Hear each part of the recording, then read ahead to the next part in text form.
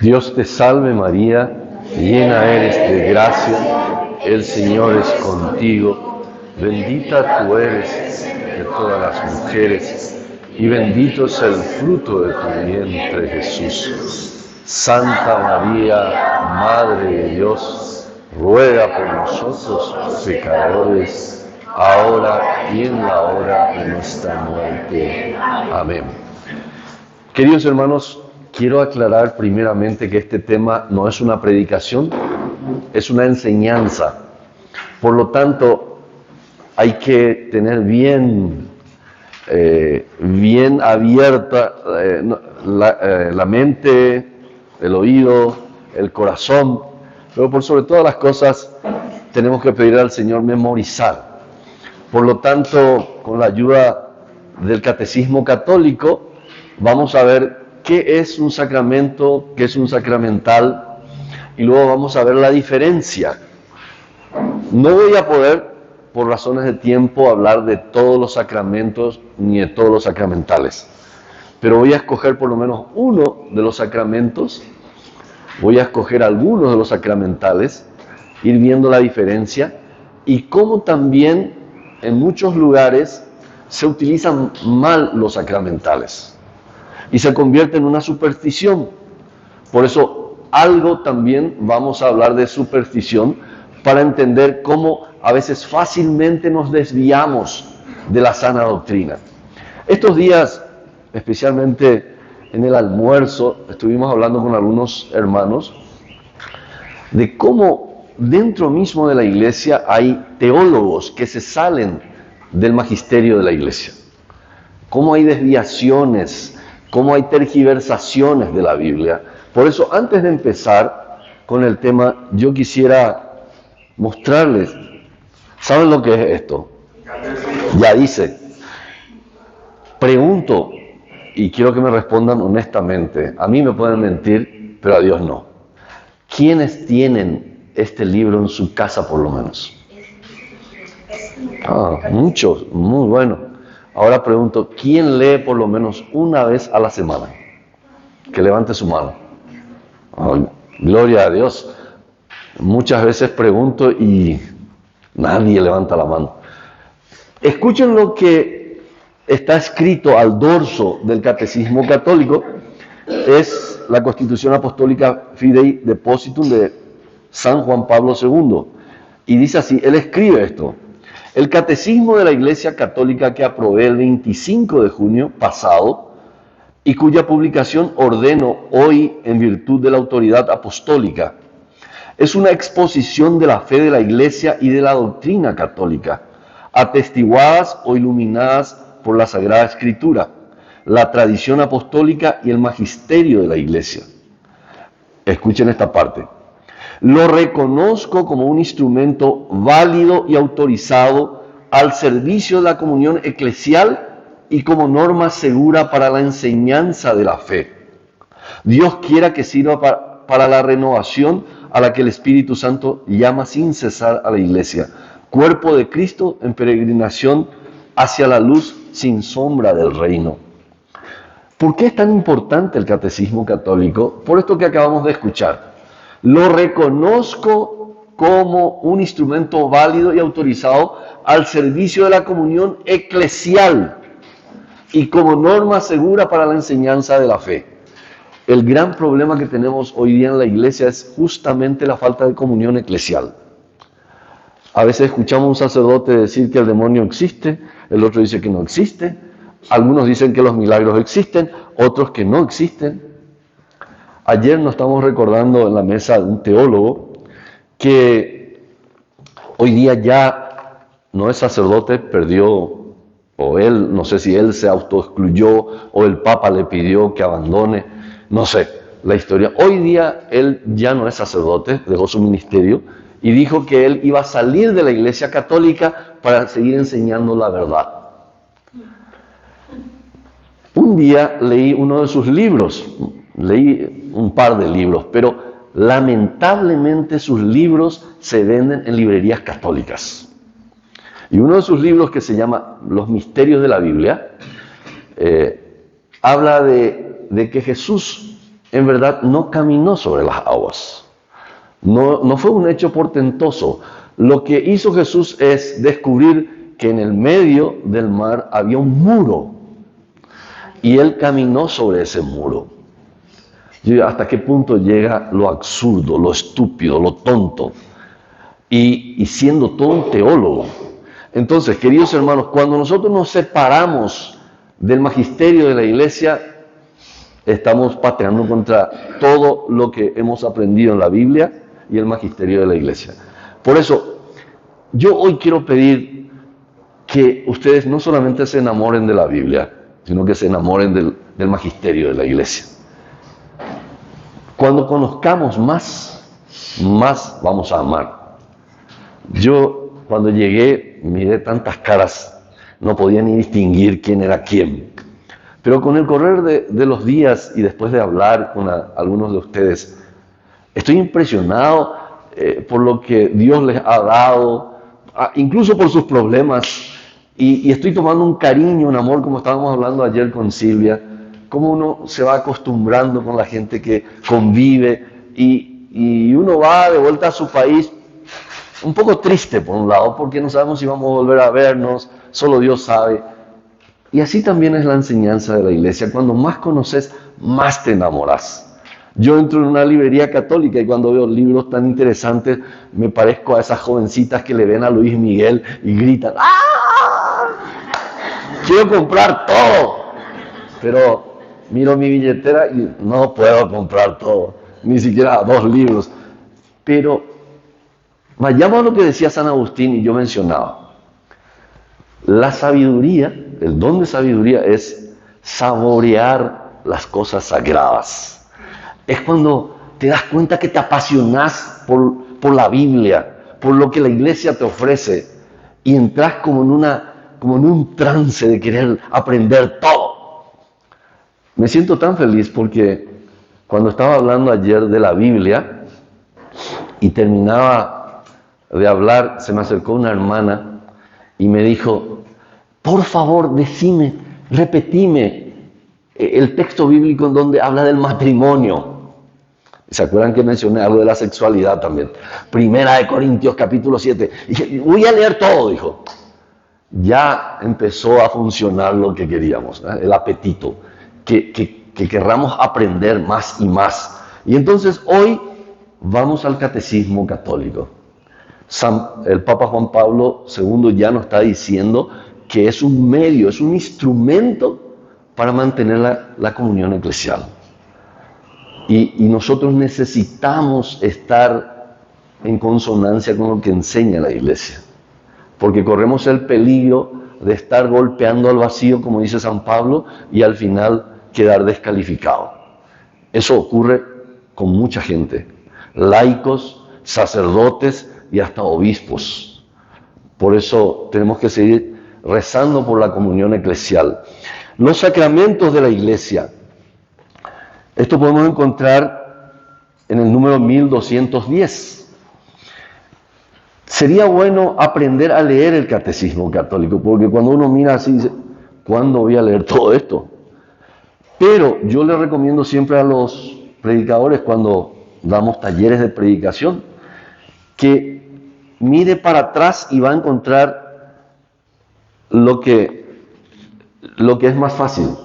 Uno mira el tema que va a desarrollar y puede ir dándole mayor consistencia a su predicación o a su enseñanza, porque si yo quiero hablar sobre la Madre de Dios, acá tengo Madre y empiezo a buscar por números, es mucho más fácil. Aborto, me voy acá y veo dónde puedo encontrar. Y todo lo que vemos acá es una interpretación de la palabra de Dios. Cuando un día estaba en un debate en la Universidad Nacional de Asunción, en la Facultad de Filosofía, estaba un protestante conmigo, un pastor protestante, un psiquiatra, un psicólogo, y cuando yo mencioné el magisterio de Juan Pablo II, el pastor protestante me dijo, pero eso es enseñanza de hombres. Y lo que enseñan los papas es basado en esto y basado en esto. No solamente, esto no es un invento de la Iglesia Católica, sino es la interpretación de la palabra de Dios. Todo lo que vamos a ver acá son citas bíblicas que me remiten a la Biblia. Por eso es tan importante que una persona que va a enseñar, una persona que va a predicar, conozca y se enamore de esto. Estaba un día hablándole a los padres de confirmando en una ciudad en Paraguay y estuve con esto en la mano, y al terminar se me acerca una señora de 60, 65 años y me dice: qué lindo fue todo lo que escuchamos. Me dijo en guaraní, porque estamos en un pueblo donde se habla, 50% hablan solo en guaraní, y me dice: pero ¿cómo es que se llama ese libro amarillo que tenías en la mano? Por primera vez en su vida veía el Catecismo Católico, a sus 60, 65 años. Por eso a veces nos preguntamos, ¿qué está pasando en la iglesia?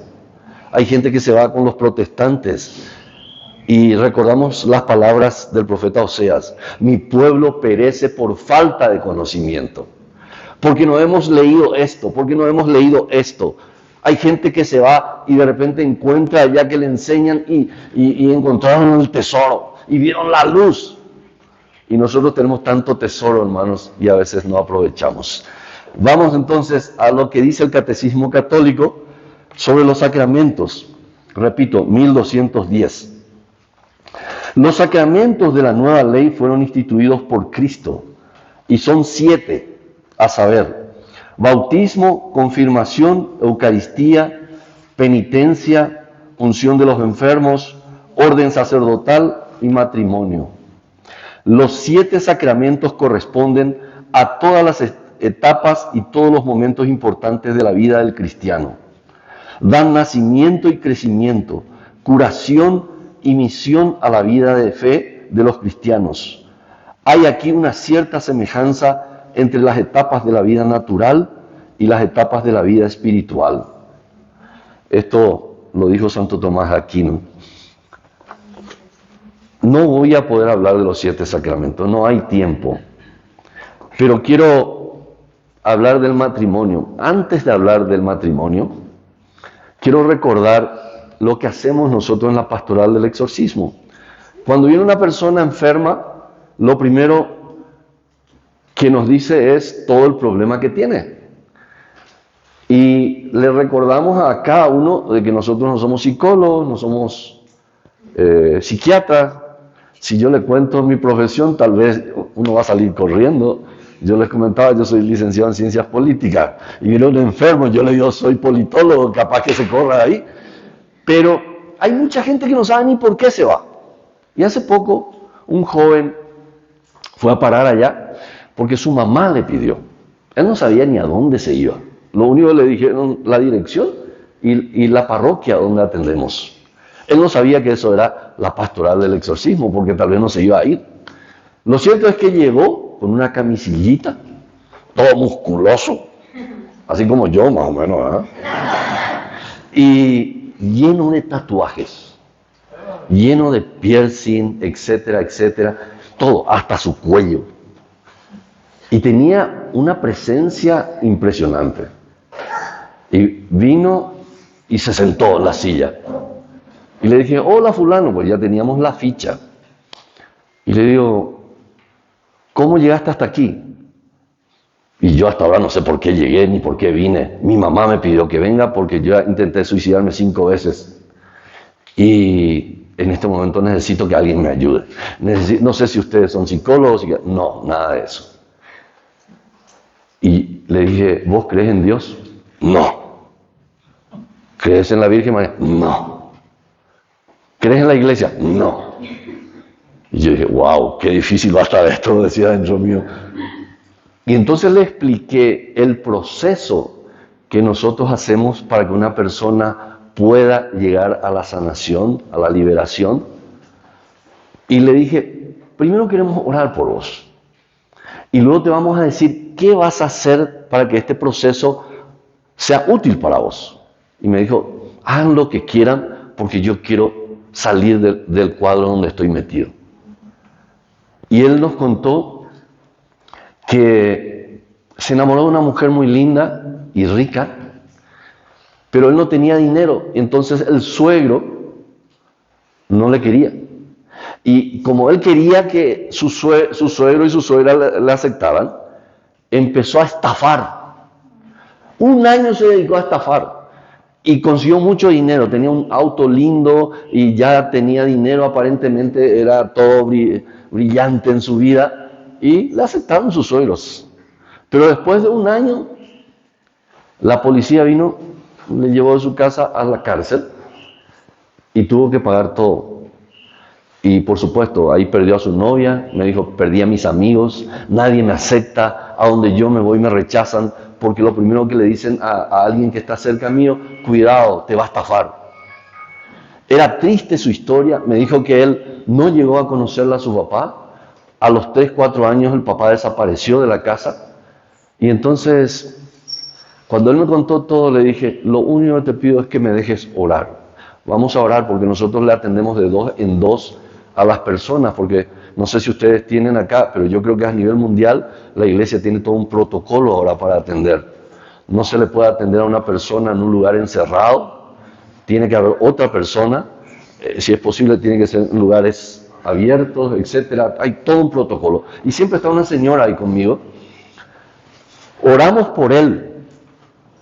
Y ese hombre duro aparentemente, cuando terminamos de orar, se puso a llorar.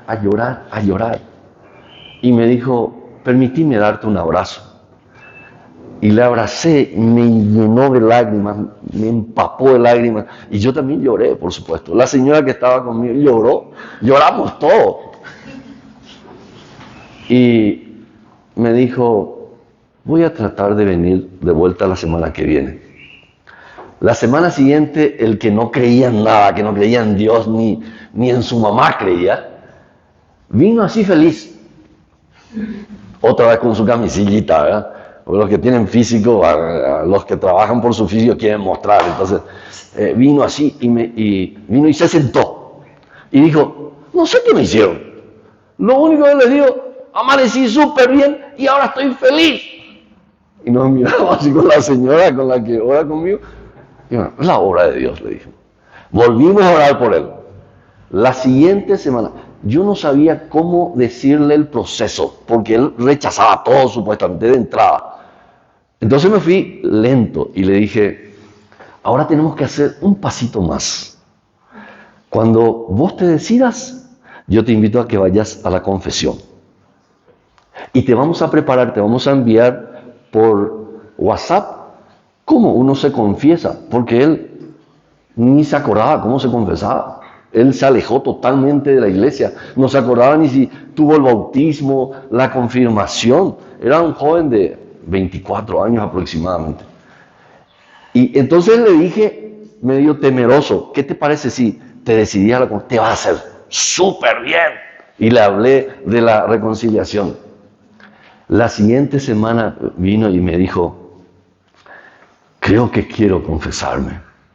Entonces el proceso era oración, confesión y todos los sacramentos que estaban al alcance.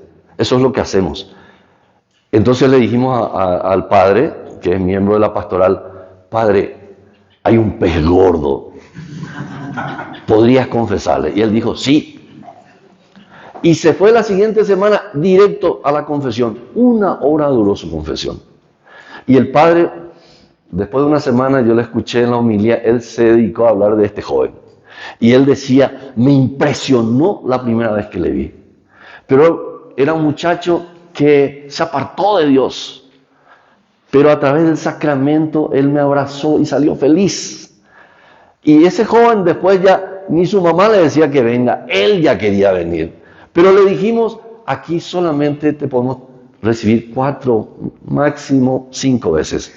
Pero lo que tenés que hacer es buscar una comunidad y allí vas a crecer. Entonces nosotros ya le dimos el primer paso, oración, reconciliación, Eucaristía, y luego él tenía que buscar su comunidad con su mamá o con quien le ayude en ese caminar. Esto es para que ustedes se den cuenta, queridos hermanos, que, como decía el Catecismo Católico, es como una etapa de nuestra vida, acompaña. Hay gente que nunca entendieron lo que es la confesión y nunca valoraron. Un día una mujer que era modelo muy bella en Paraguay se me acercó, me pidió ayuda y yo, por el vacío que ella tenía, por los pecados de años que tenía, yo le dije, ¿por qué no te acercas a la confesión? Te vas a sentir súper bien, liberada y amada por Dios. Y ella me dijo, ¿y cómo yo sé que Dios me perdona? Y lo único que me vino en ese momento, le dije, y yo soy testigo de que sí te perdona, porque cuando yo me voy a la confesión, me voy tan cargado de pecados, una cruz pesada, y después de salir del confesionario, salgo livianito, le digo. Experimentar, y después me vas a dar la razón. Entonces, queridos hermanos, toda esta riqueza de los sacramentos está para que nosotros podamos agarrarnos de ellos y seguir este camino largo que tenemos hasta la salvación. Y quiero irme brevemente a un sacramento que es el matrimonio.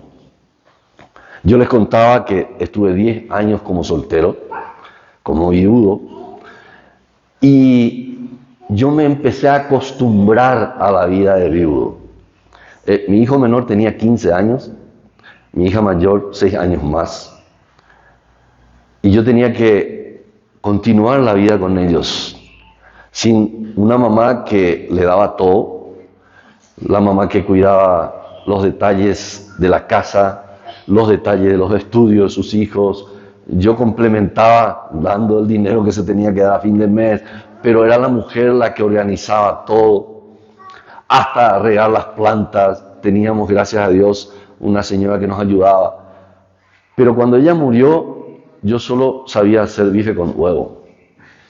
Y si yo le decía a mis hijos, vamos a comer bife con huevo del lunes al lunes, posiblemente me iban a decir, papá, no sé qué vamos a hacer, pero vamos a salir a buscar otro tipo de comida. Y entonces agarré internet, este bendito celular, y empecé a aprender a cocinar. Y no solamente aprendí a cocinar bien. Qué orgulloso soy, ¿verdad? Bueno, aprendí a regar, aprendí a barrer, y algunas cosas que ella sabía, como planchar. Hasta hoy día yo le plancho a mi hijo su camisa y su pantalón porque quiero que vaya bien planchado al trabajo. Y a veces mi hija me dice, papá, vos le estás mal acostumbrando a fulano, a Miguel. Le digo, no, yo hago hasta donde pueda, pero estoy seguro que cuando yo me vaya, él va a aprender también a hacer. Y las veces que puedo, cuando viajo, él tiene que planchar. Pero lo que quiero decirles es que en ese periodo de 10 años, me sentí como que yo podía hacer todo, solo. Que hasta en un momento dado pensé, no necesito una mujer, no necesito una esposa, y vivo bien. Pero sin embargo, con el tiempo me di cuenta que me volví hasta soberbio, me volví autosuficiente. Y una vez estaba leyendo un libro de Raniero Cantalamessa y hablaba sobre la humildad. Y cuando estaba leyendo, me di cuenta que llegué a una parte donde él habla de la humildad en el matrimonio. Pero antes de decirle lo que Raniero Cantalamessa decía en ese libro, les voy a contar lo que sucedió conmigo en Roma. Fuimos a hacer el curso de liberación y exorcismo, y de entre todas las cosas que dijeron, las cosas bellas que escuché, me impactó lo que dijo un exorcista ya anciano, un español, que incluso yo creo que ya tenía Alzheimer porque repetía todo lo que decía, nos contaba un cuentito, después no volvía a contar otro. Y él dijo, para vencer al demonio hay 3 cosas. Y entonces todos los sacerdotes, los laicos que estaban quitaron su cuaderno para anotar las 3 cosas. Y él dijo, humildad, humildad y humildad. Y eso me impactó. ¿Por qué hay tanta enemistad entre la Virgen María y el demonio? ¿Por qué hay tanta enemistad entre su linaje y el linaje del mal? Porque la Virgen María nos demuestra que con la humildad le vamos no solamente a vencer al mal, sino le vamos a agradar a Dios. Y cuando llegué a la parte de la humildad en el matrimonio, me impactó lo que decía Raniero Cantalamessa. El matrimonio es Escúchenme bien, maridos, esposas que están aquí. Es el acto más radical de la humildad. Y seguí leyendo por qué decía eso. Y Raniero Cantalamessa dice, hay humildad porque le estás diciendo a tu esposa, a tu esposo, te necesito. No puedo vivir sin vos. Te necesito. Sos mi complemento. No puedo vivir sin vos. Y cuando leí eso me di cuenta que era un orgulloso. Que yo me creía autosuficiente porque sabía ya cocinar, sabía barrer, sabía planchar. Y eso me ayudó a entender que el sacramento del matrimonio es un ejercicio enorme de humildad y es un camino seguro de santidad. El Papa Francisco, en su exhortación apostólica Gaudete et Exsultate, dice, no hace falta ser obispos ni sacerdotes para ser santos. Y él habla que podemos ser santos en el matrimonio, siendo un buen carpintero, un buen técnico, un buen agente de seguros, etc. Podemos ser santos siendo laicos. Y eso me ayudó mucho a entender la riqueza del matrimonio y después de 10 años tomé la decisión de volver a casarme con esta hermosa mujer que no está allá en el fondo, Silvia. Y ¿saben qué me dijo el mundo? ¿Saben qué me dijo el mundo? El mundo me dijo, estás loco, estás chiflado. Después de 10 años te vas a casar. A esta altura de tu vida te vas a casar. Y yo igual tomé la decisión y sé que Silvia también muchas cosas dejó de lado para aceptarme. Muchos dirán, ¿y cómo puedo aceptarle a ese viejito? Pero este viejito tiene cosas también lindas, ya en los Pero, hermanos, lo que me impresiona del matrimonio es justamente lo que nos pide Dios, la humildad. Me impresiona la frase de Raniero Cantalamessa que dice que la expresión más radical de la humildad es el matrimonio. Y le voy a contar por qué. Cuando yo estaba de viudo, yo a veces me pegaba el lujo de tomar un vasito de vino o lo que sea, gaseosa. No tomo mucho bebida alcohólica, pero sí gaseosa, juguito. Y tomaba. Dejaba sobre la mesa y esto guardaba cuando a mí se me antojaba. Cuando me casé, dejaba mi vaso, como siempre, me daba la vuelta, venía, ya no estaba mi vaso. Yo leía la Biblia y dejaba un ratito, decía, más tarde voy a poner en su lugar. Me daba la vuelta, desaparecía mi Biblia. Yo dije, esta casa está infestada. Algo pasa acá, desaparecen las cosas. Pero después le dije, ¿no viste mi Biblia? Está allá. Mi vasito, está allá. Mi bolígrafo, está allá. Y me fui a ver, había un cajón donde estaban todos los objetos perdidos. A ese cajón le llamo departamento de objetos perdidos. ¿Por qué le digo esto? Porque a veces en el matrimonio ocurren estas pequeñas cosas y explotamos, reventamos. Y no solamente eso, yo digo, bueno, soy casado, ahora sé que tengo que tener todo en orden. A esa mujer que canta y ustedes le ven tan suavecita, ¿verdad? Tan buena, tan amable. Vayan a vivir una semana en mi casa. No, mi mujer es preciosa, es guapa, pero tiene un problema serio. Es demasiado limpia y ordenada. Todo tiene que estar en su lugar. Todo tiene que ser perfecto. Hiper, mega, supra, no sé cómo decirle, pero ordenada. Y yo pensé que yo era ordenado, pero me supera de aquí a Rusia. Entonces, yo digo, bueno, esto puede ser un problema. Nos regalaron 2 tazas hermosas que dicen Silvia y José. Entonces ella dijo, esto vamos a poner acá. Tenemos en la habitación, en el dormitorio, un estante y allí yo le tengo a mi santo favorito, al Señor de la paciencia. Es Jesús con sus llagas y bueno, es mi santo favorito, digo yo. Y ella quería poner las tazas al lado del santo, al lado de la imagen. Yo le dije, pero eso no queda bien ahí, amor. Mira lo lindo que queda. Y yo me callé. Cuando ella se fue, yo agarré las tazas, puse sobre el escritorio. Dije, no se va a dar cuenta. Cuando ella entró en el dormitorio, lo primero que hizo, no. Agarró y alzó de vuelta ahí. Y yo dije, paciencia, Señor, paciencia. Al día siguiente, un sofá que estaba siempre ahí, era el sofá de lectura, que es bastante pesado, y ella cambió de lugar.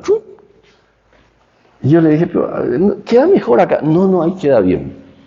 Entonces cuando ella se fue, yo moví de vuelta al sofá. Y cuando me estaba bañando escuché...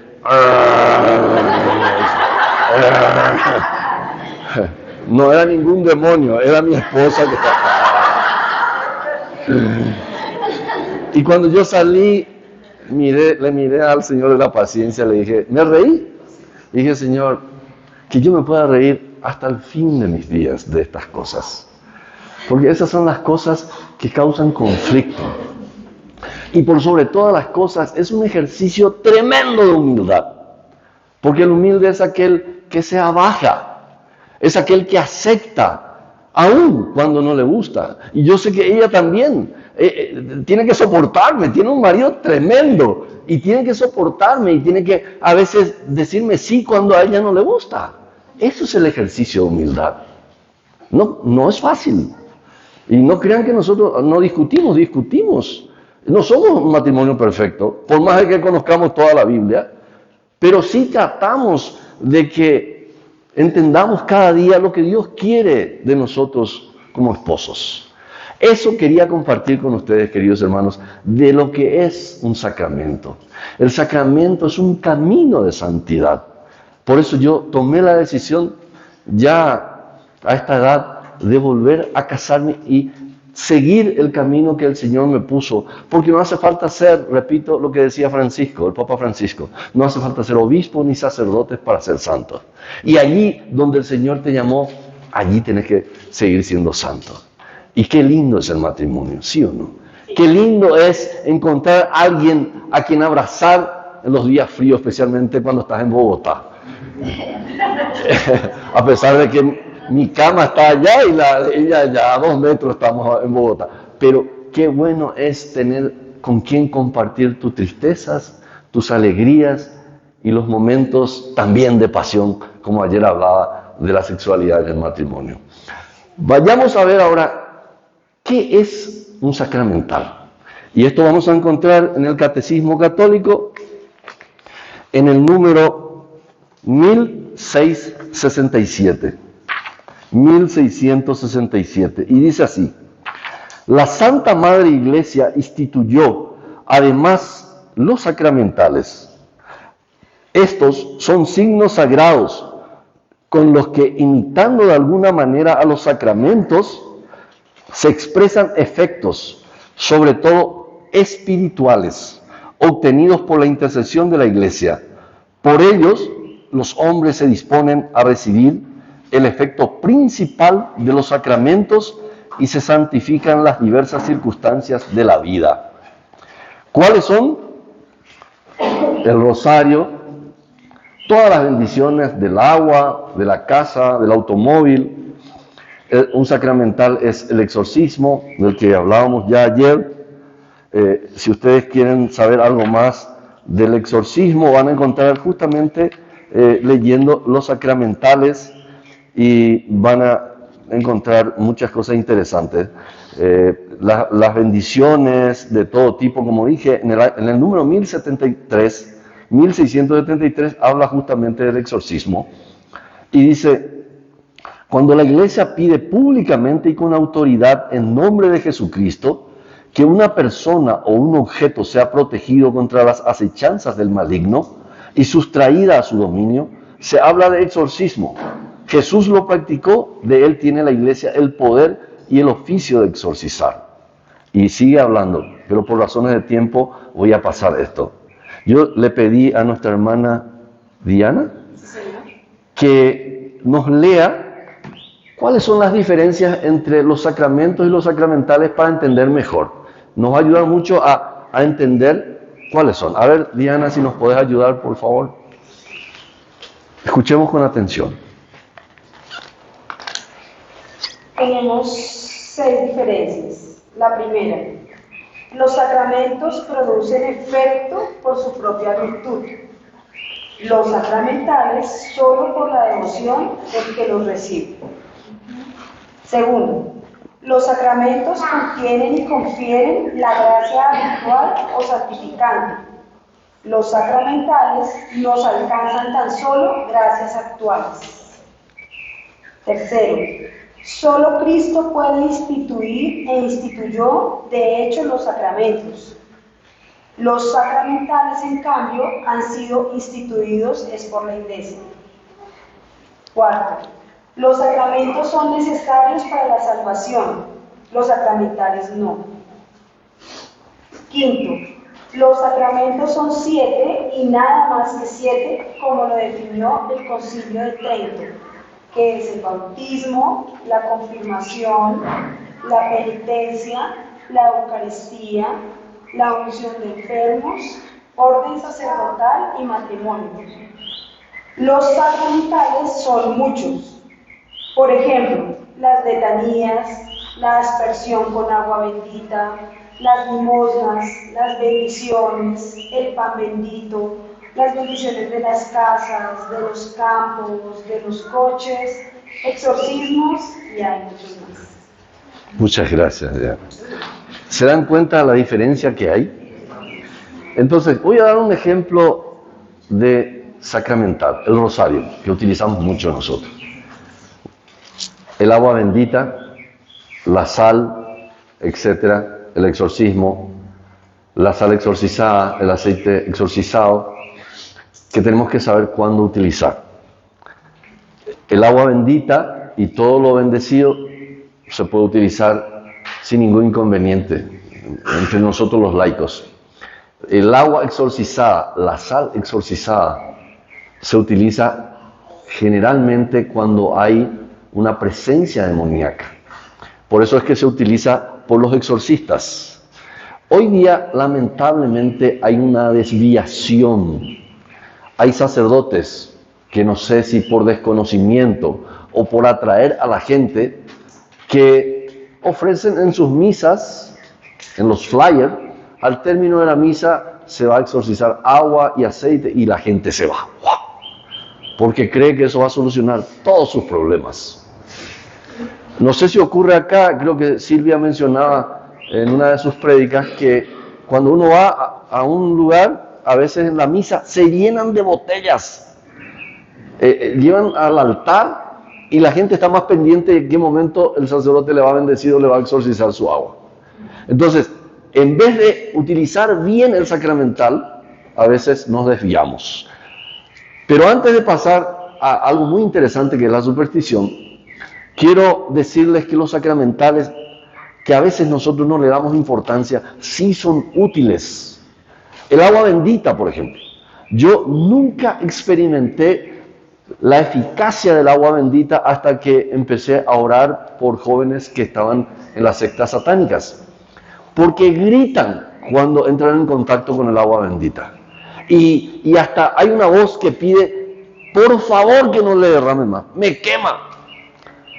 Una experiencia muy, muy buena tuvimos en la década del 90, cuando usábamos el agua bendita, cuando le poníamos a la persona obsesa por la frente y gritaban diciendo, me quema. Y allí uno valora los sacramentales de la iglesia, que es la iglesia la que nos regala porque Cristo instituyó su iglesia. O sea, tienen su eficacia. Cuando mi esposa murió, yo siempre le pido disculpas a Silvia porque tengo que recordar, y ella me aceptó con toda mi historia. Cuando mi esposa falleció, a los 26 días yo sentí una tristeza de muerte. No entendía lo que yo estaba viviendo. Parecía que el mundo se me desmoronó. Llegaba a mi casa, no encontraba a mi esposa y decía, ¿qué pasó? Un vacío tremendo. Y a la noche me despertaba a las 3, las 4 de la madrugada, no podía dormir. ¿Y qué hacía? Recurría a mi rosario.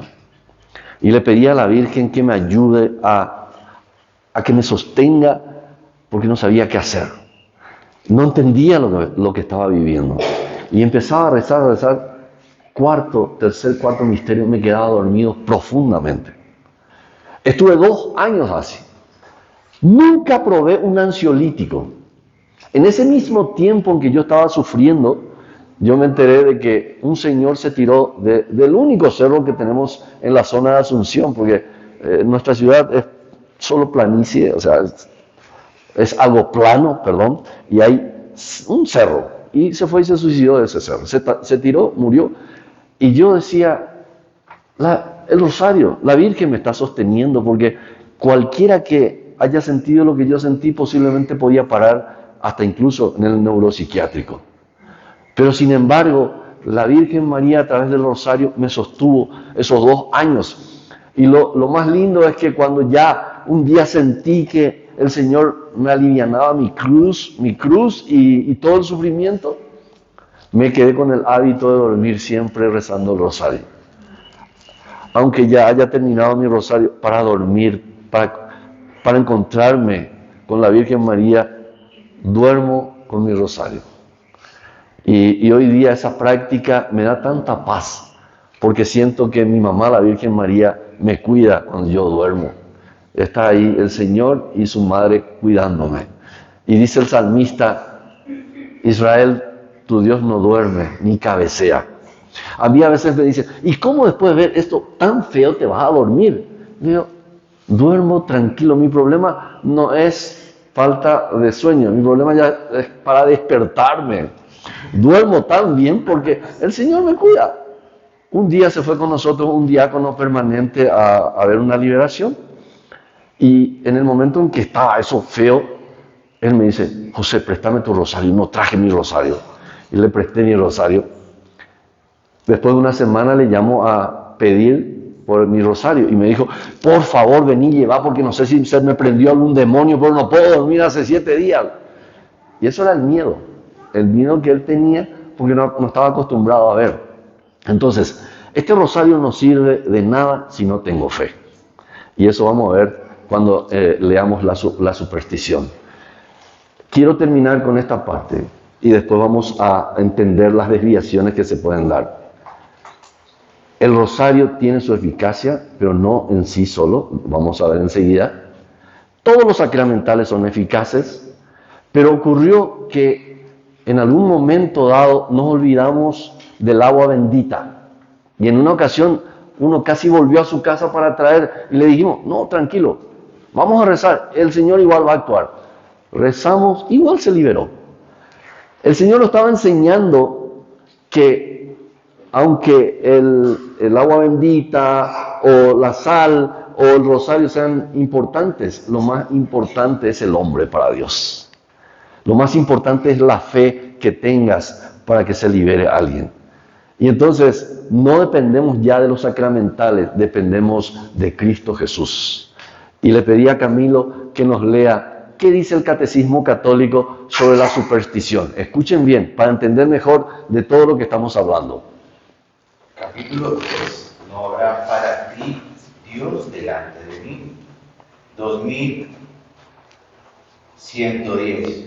El primer mandamiento prohíbe honrar a dioses distintos del único Señor que ha revelado a su pueblo. Proscribe la superstición y la irreligión.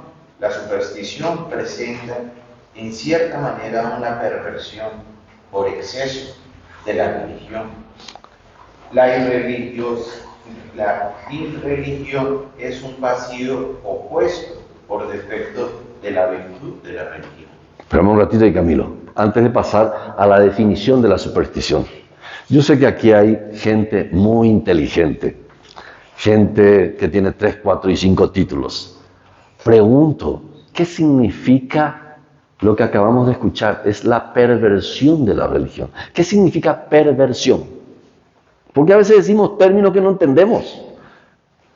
como por ejemplo la circuncisión. Un día pregunté en un retiro, a ver, ¿alguien me dice qué significa circuncisión?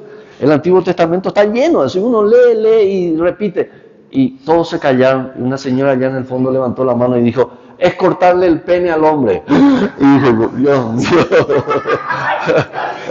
Bueno, ¿qué es la perversión? La perversión. Sí. Es cuando algo se vuelve una idolatría y trata de suplantar el lugar de Dios. El perverso, ¿no? Tibio, te vas más hacia la idolatría. Manuel. Es desviarnos las costumbres, es como atrofiar las costumbres, desviarlas. Desviar de algo, o sea, algo bueno, hacemos malo.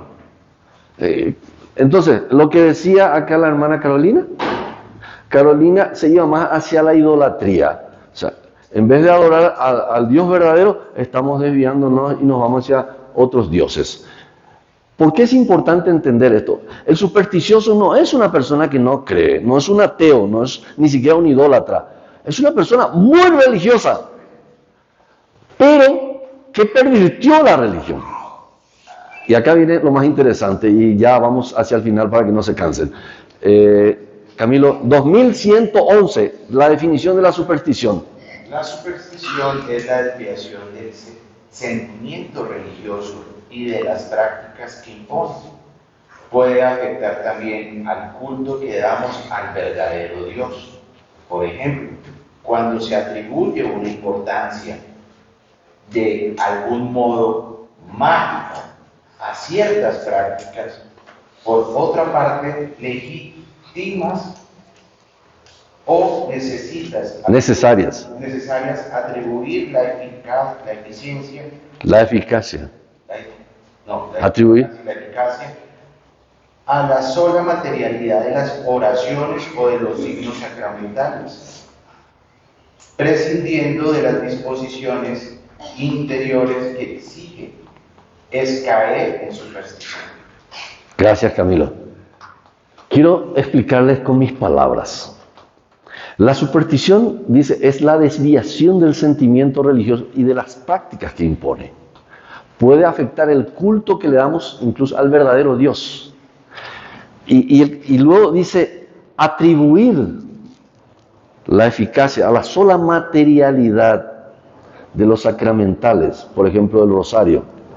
Hay gente que tiene 5 o 6 rosarios por el cuello.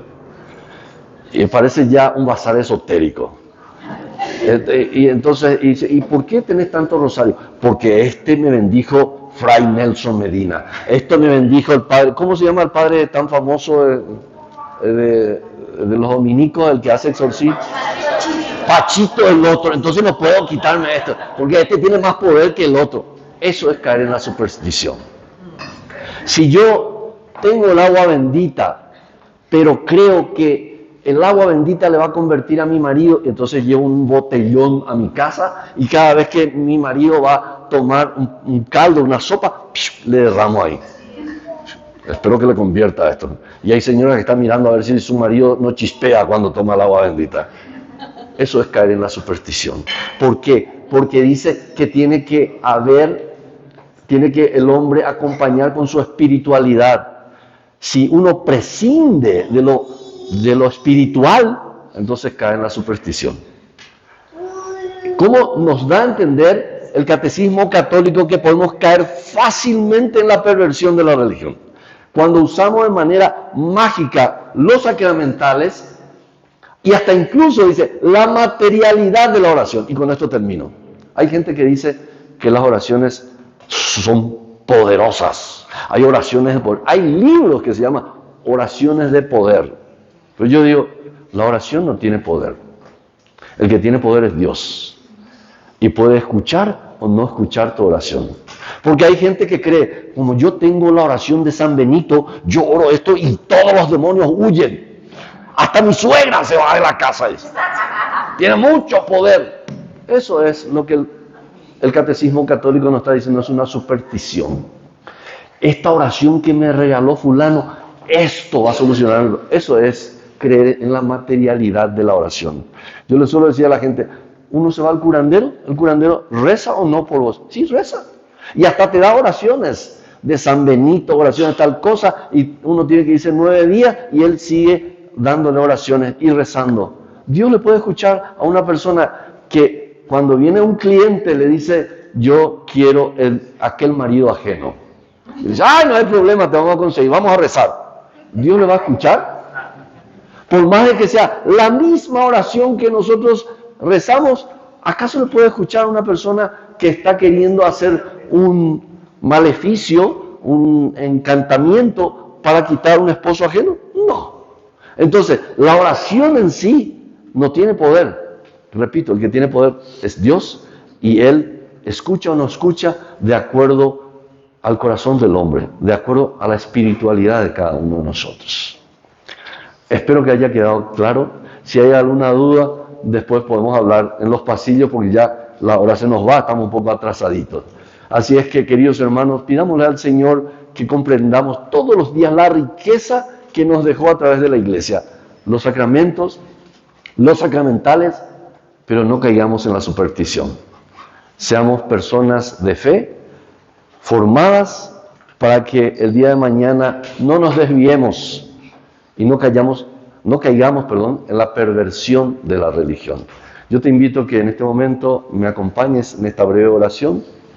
Señor, te damos gracias por la riqueza que has dejado a tu iglesia. Gracias, Señor, por los sacramentos, gracias por los sacramentales y gracias porque nos enseñaste que fácilmente podemos caer en la superstición. Hoy te pido, Señor, que tu Espíritu Santo nos conceda sabiduría para no desviarnos del camino, para saborear las cosas sagradas. Y te pedimos que nos des la humildad de la Virgen María para valorar nuestro matrimonio, el estado en el que nos llamaste y podamos ser santos. Todo esto, Padre, te pedimos en el nombre poderoso de Jesús y con la intercesión de nuestra querida Madre, la Virgen María. Amén. Amén. Vamos